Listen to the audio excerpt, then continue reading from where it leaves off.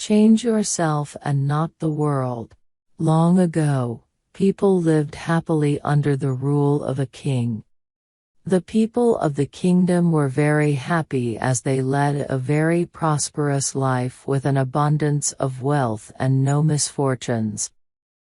Once, the king decided to go visiting places of historical importance and pilgrim centers at distant places. He decided to travel by foot to interact with his people. People of distant places were very happy to have a conversation with their king.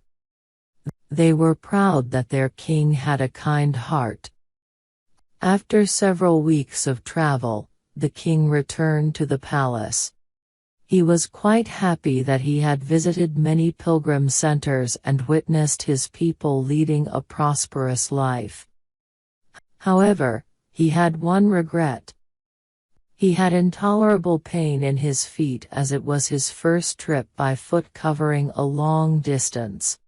He complained to his ministers that the roads weren't comfortable and that they were very stony. He could not tolerate the pain. He said that he was very much worried about the people who had to walk along those roads as it would be painful for them too. Considering all this, he ordered his servants to cover the roads in the whole country with leather so that the people of his kingdom can walk comfortably. The king's ministers were stunned to hear his order as it would mean that thousands of cows would have to be slaughtered in order to get sufficient quantity of leather. And it would cost a huge amount of money also. Finally, a wise man from the ministry came to the king and said that he had another idea. The king asked what the alternative was.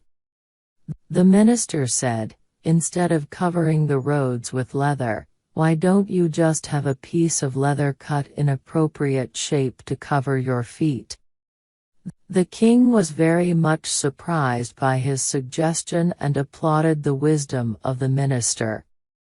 He ordered a pair of leather shoes for himself and requested all his countrymen also to wear shoes. Moral: instead of trying to change the world, we should try to change ourselves.